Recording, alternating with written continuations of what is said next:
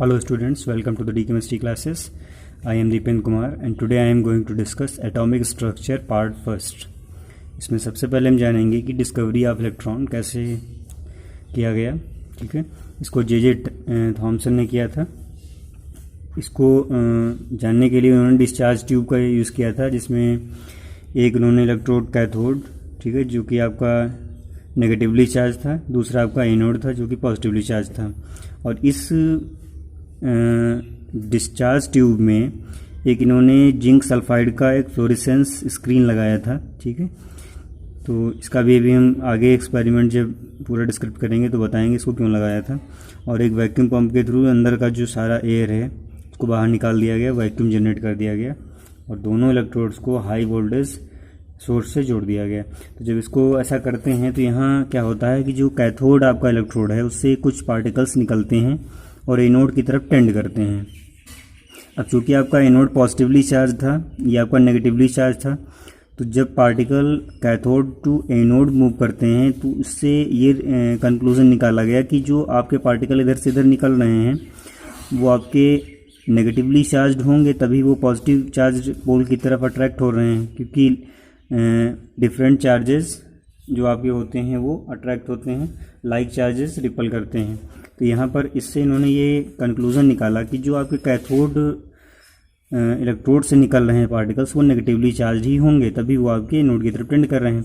अब क्या हुआ, यहाँ पर ये जो पार्टिकल्स हैं, ये जो आपका फ्लोरेसेंस स्क्रीन लगा हुआ है, इस पर स्ट्राइक करते हैं तो एक इसमें चमक उत्पन्न होती है। चमक का मतलब जैसे फ्लोरेसेंस मतलब जनरेट होता है।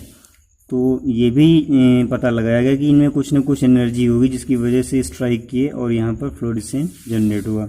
अब इसकी प्रॉपर्टीज़ हम देखते हैं। जो कैथोड रेज होती हैं, ये जो पार्टिकल्स हैं, इनको कैथोड रेज का नेम दिया गया क्योंकि पार्टिकल में वेव नेचर भी होता है। ठीक है, अभी हम आगे इसको डिस्कस करेंगे। तो कैथोड रेज जो होती हैं वो स्ट्रेट पाथ पे मूव करती हैं। यहाँ पे देख सकते हैं, पहला जो आपका है cathode rays generated from cathode and moves from cathode to anode, ये मैंने अभी आपको डिस्कस किया है। सेकंड पॉइंट है cathode rays made up of negatively charge particle. ये कैसे पता लगाया गया, क्योंकि ये नेगेटिव चार्ज इलेक्ट्रोड से निकलकर पॉजिटिव चार्ज इलेक्ट्रोड की तरफ जा रहे थे, इससे निकाला गया। थर्ड आपका है cathode raise moves in straight line, ये बिल्कुल एकदम सीधी लाइन में चलती हैं। ठीक है, straight line and paddle wheel अगर इसमें कोई लगाते हैं, यहाँ पे देख सकते हैं, ये इधर हमने इसको मेंशन किया है। अगर इसमें बीच में कोई पैडल व्हील लगाते हैं आप, तो ये जो रेज होती हैं, जो पार्टिकल्स होते हैं, इसको क्या करते हैं, घुमा देते हैं, मूव कर देते हैं। तो इससे ये पता चला कि ये जो पार्टिकल्स हैं इनमें कुछ मास भी है, यानी कि इनमें पार्टिकल नेचर भी है। तो ये जो कैथोड रेज होती हैं एक तो स्ट्रेट लाइन में चलती हैं। ठीक है, दूसरा क्या होता है, दूसरा ये है कि बीच में अगर कोई भी आप पैडल व्हील या कुछ भी ऑब्जेक्ट रखते हैं तो उसे भी मूव करने की एबिलिटी रखती हैं। तो यहाँ पर कैथोड रेज में मास भी है और काइनेटिक एनर्जी भी होती है, ये इस एक्सपेरिमेंट से प्रूव हो जाता है। उसके बाद में ये नेगेटिवली चार्ज पार्टिकल हैं, एक और भी एक्सपेरिमेंट है इसमें, यहाँ पे ये हमने दिखाया है। कैथोड और एनोड अगर ये लिया जाए और उसको अगर किसी हाई इलेक्ट्रिक फील्ड या फिर इलेक्ट्रिक फील्ड के प्रेजेंस में रख दिया जाए, यहाँ पर देख सकते हैं ये आपके ऊपर जो ये है पोल, ये नेगेटिव फील्ड है, यहाँ पर इस पोल की वजह से पॉजिटिव फील्ड है। तो ये जो आपका है इसके बीच में एक इलेक्ट्रिक फील्ड जनरेट हो जाएगी। अब इस इलेक्ट्रिक फील्ड में क्या होता है, जब ये पार्टिकल्स निकलते हैं, यहाँ पे ये पॉजिटिवली चार्ज होगा, ये आपका नेगेटिवली चार्ज होगा। तो यहाँ से जब निकलते हैं कैथोड रेज तो वो पॉजिटिव प्लेट की तरफ क्या होते हैं, मूव हो जाते हैं। तो इससे ये रिजल्ट निकाला गया कि ये नेगेटिवली चार्ज पार्टिकल हैं। तो आई थिंक ये दोनों एक्सपेरिमेंट तीनों एक्सपेरिमेंट विद डायग्रामिक रिप्रेजेंटेशन बहुत ही इंपॉर्टेंट हैं। तो यहाँ पर तीनों डायग्राम्स आप अच्छे से देख लीजिए और इनको लर्न भी कर लीजिए। लास्ट पॉइंट है आपका in the presence of electric field and magnetic field. अगर देखिए मैग्नेटिक फील्ड भी आप यहाँ लेते हैं तब भी आपका ये जो डाइवर्जन नेचर होता है, ये मुड़ जाना इनका, वो उसमें भी होता है। ठीक है, ध्यान रखिएगा इसको। और ये जो कैथोड रेज हैं ये बिल्कुल नेगेटिव चार्ज पार्टिकल्स होते हैं। यहाँ पे देख सकते हैं ये पॉजिटिव पोल की तरफ मूव हुए थे। नेक्स्ट है आपका charge mass ratio of electron. इसका चार्ज और मास रेशियो निकाला गया था मिल्टन ड्रॉप्स मेथड के थ्रू। तो यहाँ पर हम देख सकते हैं, इस डायग्राम के थ्रू इसको समझेंगे।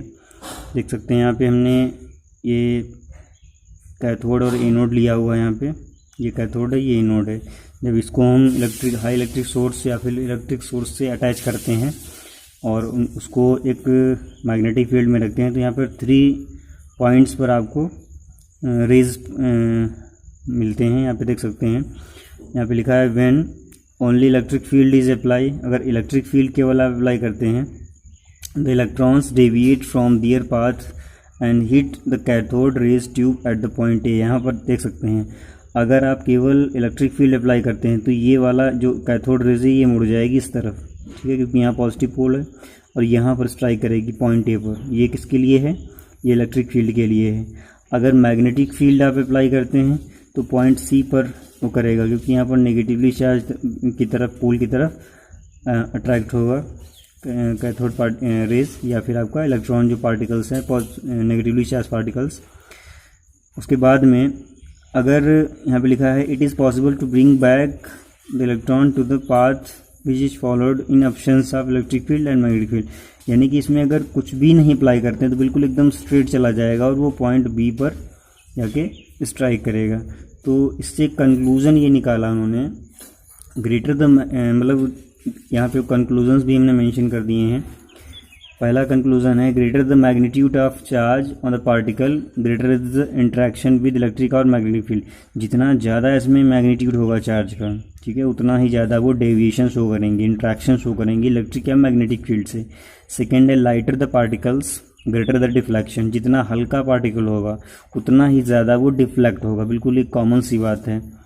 थर्ड आपका है the deflection of electron from its original path increases with increasing the strength of electric और मैग्नेटिक फील्ड। तो यहाँ पे देख सकते हैं कि जो आपका डिफ्लेक्शन है इलेक्ट्रॉन्स का, वो ये जो ओरिजिनल पाथ है increase with increasing strength of electric field और magnetic field.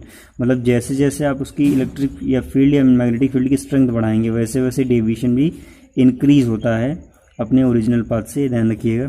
Milton drops methods में जो उन्होंने मास चार्ज मास रेशियो निकाला था वो कुछ इस तरह से था।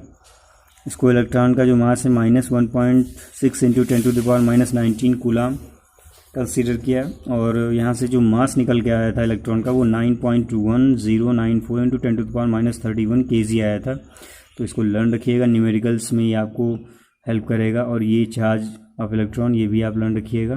तो ये आपका चार्ज मास रेशियो, यहाँ पर ये जो ABC पॉइंट्स हैं इन पर जो स्ट्रिकिंग एबिलिटी है डिफरेंट फील्ड्स में वो आप लर्न रखें, क्योंकि इससे क्वेश्चन आपके पूछे भी जाते हैं।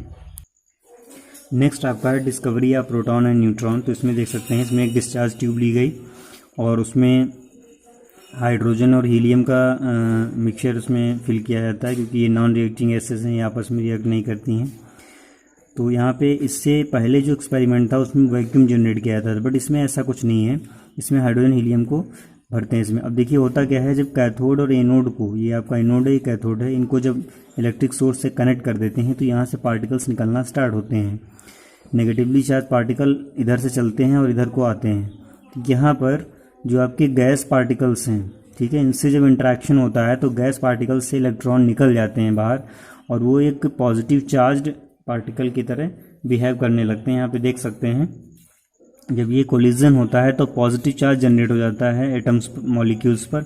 यहाँ पर देख सकते हैं हाइड्रोजन एटम से जब ये इलेक्ट्रॉन इंटरेक्ट करता है तो ये H+ एंड 2 इलेक्ट्रॉन, ठीक है, यानी कि हाइड्रोजन का जो एक इलेक्ट्रॉन था वो भी बाहर चला जाता है और ये आपका एज पॉजिटिव पार्टिकल्स बिहेव करने लगता है। ऐसे ही हीलियम है, हीलियम में आपके जो भी इलेक्ट्रॉन होते हैं, ठीक है, इसमें जब इलेक्ट्रॉन इस पर स्ट्राइक करता है तो इसका इलेक्ट्रॉन इसके साथ आ जाता है और यहाँ पर ये भी आपका एक कैटायन की तरह या फिर आपका एक पॉजिटिवली चार्ज आयन की तरह या फिर पॉजिटिव चार्ज पार्टिकल की तरह एक्ट करने लगता है। तो यहाँ पर जो आपको नेगेटिवली चार्ज पार्टिकल दिख रहे हैं वो आपके इलेक्ट्रॉन हैं, ठीक है। जो पॉजिटिवली चार्ज पार्टिकल दिख रहे हैं ये जनरेटेड पॉजिटिवली चार्ज पार्टिकल्स हैं, क्योंकि जब इलेक्ट्रॉन इन गैस के एटम्स पर स्ट्राइक करते हैं, कोलाइड करते हैं, तब ये पॉजिटिव चार्ज पार्टिकल जनरेट होते हैं।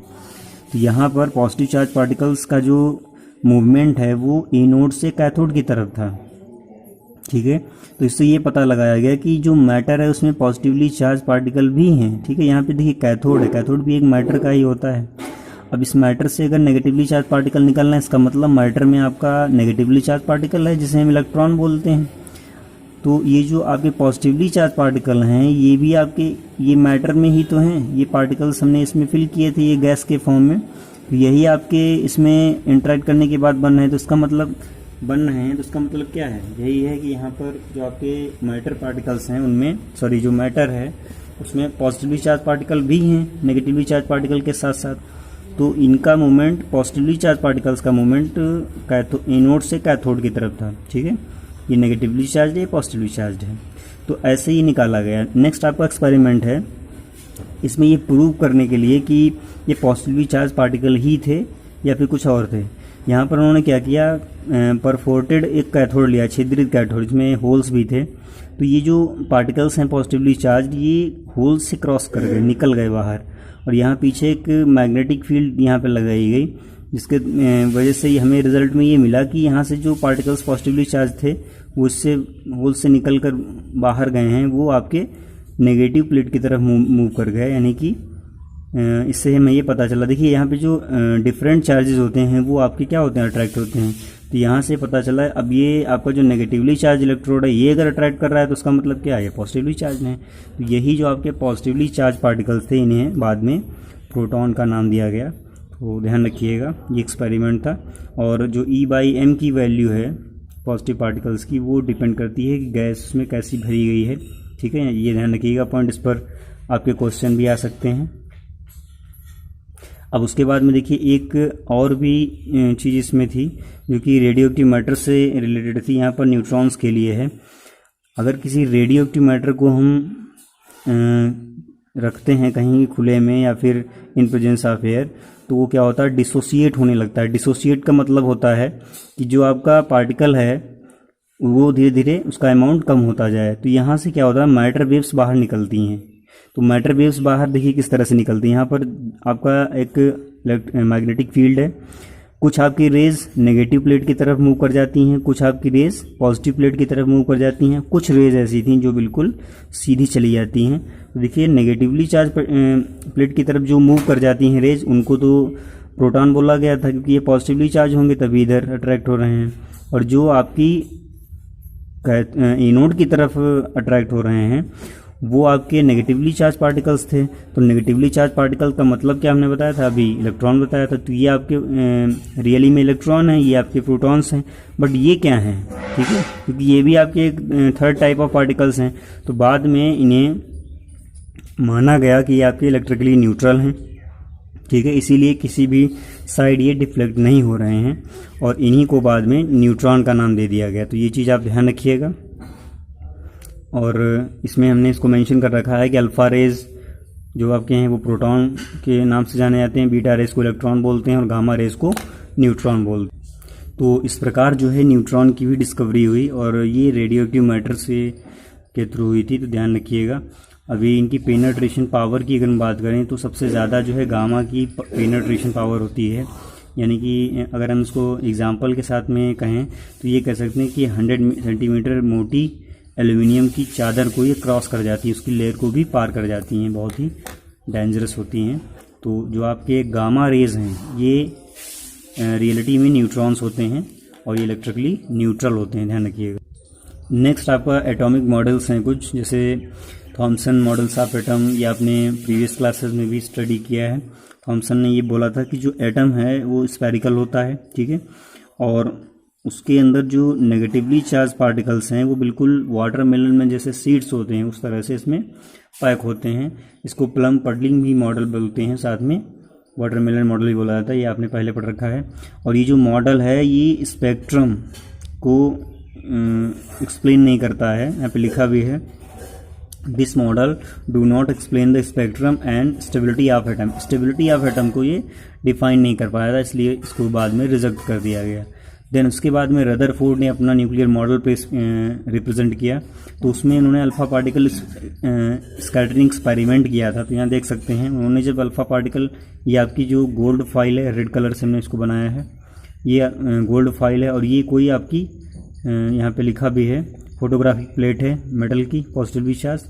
तो यहाँ पर जब इसको हम यहाँ पे अल्फ़ा पार्टिकल सोर्स से जब इसको इंटरेक्ट करते हैं, लेड प्लेट है, ठीक है, लेड प्लेट आपकी ऐसी होती है जो बहुत ही हाईली स्टेबल होती है, अदरवाइज और कोई प्लेट इसको संभाल नहीं पाएगी। तो यहाँ से क्या करते हैं, जैसे ही अल्फ़ा पार्टिकल सोर्स स्टार्ट करते हैं तो ये जब इस पर स्ट्रिक करता है, ठीक है, तो जब स्ट्रिक करता है तो यहाँ पर गोल्ड फॉइल क्या करता है, कुछ अल्फ़ा पार्टिकल्स को डिफ्लेक्ट कर देता है, कुछ उससे होकर सीधे निकल जाते हैं और कुछ को कुछ डिफरेंट एंगल्स पर डिफ्लेक्ट करता है। तो यहाँ पर उसको हमने क्या किया है, थोड़ा सा अच्छे व्यू में बना के दिखाया है। यहाँ पे मान सकते हैं जो स्फेयर बना है वो एटम है, एक एटम है, किसका है, गोल्ड फॉइल का है। जो इस पर अल्फ़ा पार्टिकल्स की बीम स्ट्राइक करती है तो कुछ इस तरह से इसमें क्या होता है, ये डिफ्लेक्शन होता है। कुछ आपके 90 पर चले जाते हैं, कुछ 90 से ज़्यादा एंगल पर डिफ्लेक्ट होते हैं, कुछ आपके 180 मतलब सीधे निकल जाते हैं और कुछ आपके बिल्कुल 0 डिग्री एंगल पर वापस चले जाते हैं। तो इससे ये पता लगाया गया कि आपका कोई ऐसा पार्ट है एटम के बीच में जो कि पॉजिटिवली चार्ज है। अब देखिए पॉजिटिवली चार्ज कैसे है, ये कैसे पता लगा। देखिए अल्फ़ा पार्टिकल अभी हमने प्रीवियसली आपको बताया है कि प्रोटॉन्स होते हैं, पॉजिटिवली चार्ज पार्टिकल्स होते हैं। एक अल्फ़ा जो है 2 प्रोटॉन के इक्विवेलेंट माना जाता है। तो अल्फ़ा पार्टिकल्स आपके पॉजिटिवली चार्ज हैं। अब लाइक चार्जेस रिपल करते हैं, तो यहाँ रिपल ही तो कर रहे हैं, ये डिफ्लेक्शन का मतलब है रिपल कर रहे हैं, ठीक है। ज़्यादा नज़दीक से जा रहे हैं तो 90 पर डिफ्लेक्ट हो रहे हैं, ठीक है। तो ये जो आपका अल्फ़ा पार्टिकल एक्सपेरिमेंट है, इससे ये प्रूव हुआ कि एटम का जो पॉजिटिव पार्ट है एक सेंटर पे है और यहाँ इन्होंने क्या बोला था, ये पूरा पॉजिटिव चार्ज है, इसमें नेगेटिवली चार्ज पार्टिकल पैक हैं। तो ये इनका थोड़ा सा इसीलिए रिजेक्ट कर दिया गया और ये अभी प्रेजेंट टाइम हम लोग इसी को मानते हैं न्यूक्लियर मॉडल रदरफोर्ड का, और ये अल्फ़ा पार्टिकल स्कैटरिंग एक्सपेरिमेंट के नाम से जाना जाता है। आप देखिए यहाँ पर गोल्ड फॉइल का लेने का रीज़न क्या है। गोल्ड पार्टिकल्स जो होते हैं वो सबसे ज़्यादा मतलब उसका जो प्लेट है वो सबसे थिन बनाया जा सकता है, क्योंकि उनकी मेलेबिलिटी बहुत ज़्यादा होती है, डक्टिलिटी बहुत ज़्यादा होती है। इसकी वजह से बहुत पतला पत्र बनाया जा सकता है, बहुत पतला लेयर बनाया जा सकता है। अब वो पतला लेयर इसलिए उन्होंने कंसिडर किया था ताकि जो अल्फ़ा पार्टिकल हैं वो कम से कम एटम से इंटरेक्ट हों, ताकि हमें एटम का एग्जैक्ट शेप पता चले, एग्जैक्ट उसका स्ट्रक्चर पता चले। इसलिए तो यहाँ गोल्ड फॉइल हाईली मेलेबल डक्टिल होने की वजह से यहाँ पे यूज़ किया गया है, ध्यान रखिएगा। अब नेक्स्ट हम ये जानेंगे कि जो फंडामेंटल पार्टिकल्स हैं, जो अभी तक हम पढ़ते आ रहे थे कि इलेक्ट्रॉन, प्रोटॉन, न्यूट्रॉन यही होते हैं, बट ऐसा नहीं होता है कि कुछ और भी ऐसे पार्टिकल्स हैं जो एटम के अंदर होते हैं। देख सकते हैं इसमें फंडामेंटल पार्टिकल्स को 2 क्लासेस में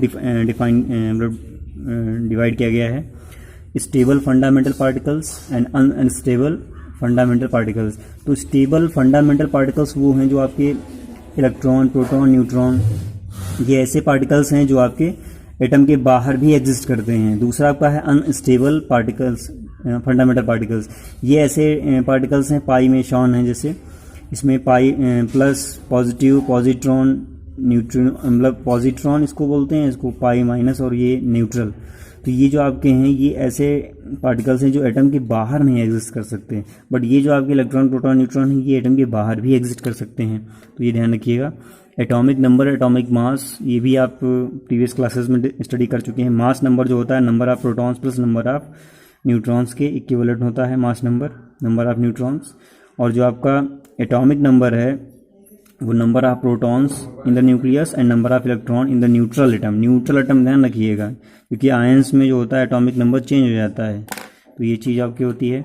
अब देखिए आइसोटोप्स, आइसोबार्स और आइसोटोन्स, ये भी आपकी कुछ केमिकल स्पीसीज हैं जिनको हम जानेंगे। देख सकते हैं यहाँ पे जो आइसोटोप्स हैं उनमें एटॉमिक नंबर सेम होता है, ठीक है, बट आपके एटॉमिक मास डिफरेंट होते हैं। यहाँ पे एग्जांपल्स भी मैंने मेंशन किए हैं। आइसोबार्स में क्या होता है, आइसोबार्स में एटॉमिक मास सेम होता है बट आपके एटॉमिक नंबर नहीं सेम होते हैं, ये एग्जांपल्स हैं इसके। आइसोटोन्स में आपका नंबर ऑफ न्यूट्रॉन सेम होता है सभी में, यानी नंबर ऑफ न्यूट्रॉन कैसे निकालेंगे, देखिए एक्सट्रैक्ट कर दीजिए एटॉमिक नंबर को, यानी कि number of neutron is equal to atomic mass minus atomic number, उसको निकालेंगे तो जो भी डिफरेंस आएगा दोनों का वो आपका होता है नंबर ऑफ न्यूट्रॉन्स। तो आइसोटोन्स में नंबर ऑफ न्यूट्रॉन्स सेम होते हैं। ऐसी स्पीसीज जिसमें नंबर ऑफ न्यूट्रॉन्स सेम होते हैं उन्हें आइसोटोन्स बोलते हैं। और ये जो आपके आइसोटोप्स, आइसोबार, आइसोटोन्स हैं, ये सबसे पहले इन्होंने शोडी ने इनको डिस्कवर किया था। देख सकते हैं यहाँ पे लिखा भी है, शोडी फजन जो थे उन्होंने इसको डिस्कवर किया था आइसोटोप्स को ऑफ रेडियो एक्टिव एलिमेंट। ये ध्यान रखिएगा मल्टीपल चॉइस के लिए। ये शोडी जो थे उन्होंने, वो सबसे पहले साइंटिस्ट थे जिन्होंने आइसोटोप्स को डिस्कवर किया था, वो भी रेडियो एक्टिव एलिमेंट्स के। थॉमसन जो थे वो सबसे पहले साइंटिस्ट थे जिन्होंने नॉन रेडियो एक्टिव, नियॉन आपका एक नॉन रेडियो एक्टिव एलिमेंट है, उसके आइसोटोप को डिस्कवर किया था। तो यहाँ पर देखिए डिफरेंस यहाँ पर है, रेडियोकल्स या थ्योरेटिकल क्वेश्चन आते हैं। देखिए N isotope of element is formed by emission of one alpha particle.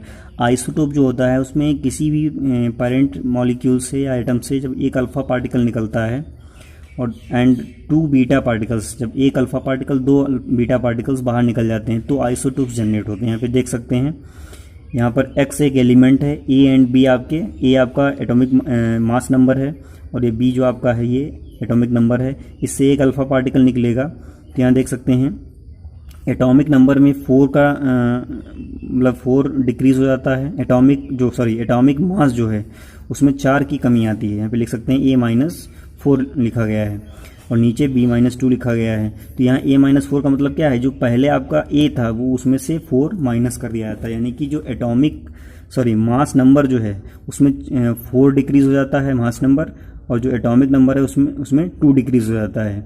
तो ये ध्यान रखिएगा। -1 बीटा अगर आप निकालेंगे तो क्या होता है, बीटा पार्टिकल जब निकलता है तो उसमें ये जो आपका एटॉमिक मास होता है उसमें कोई चेंज नहीं आता है, और साथ में होता क्या है, जो आपका एटॉमिक नंबर वो 1 बढ़ जाता है बीटा पार्टिकल निकलने के बाद में।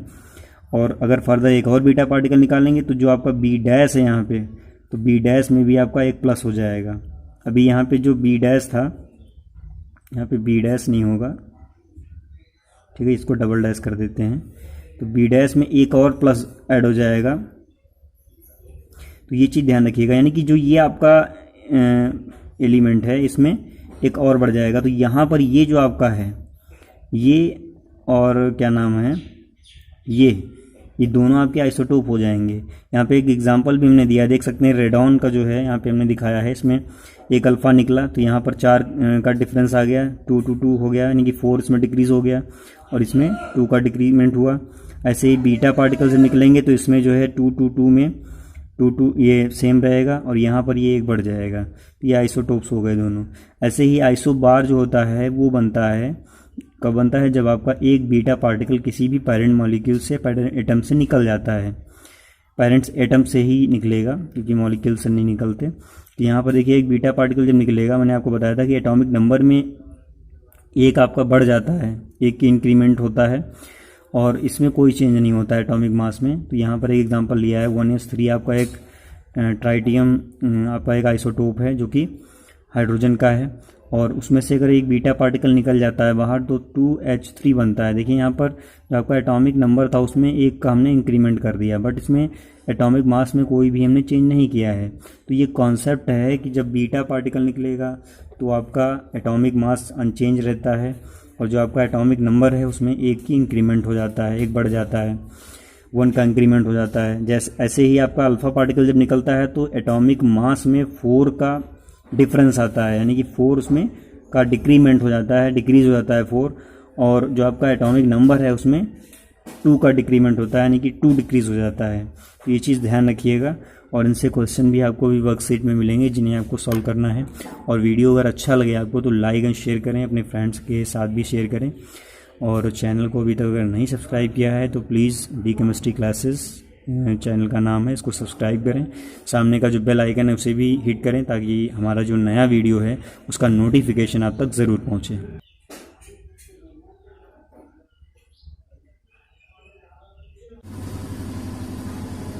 ये आपकी वर्कशीट है जिसे आपको सॉल्व करना है।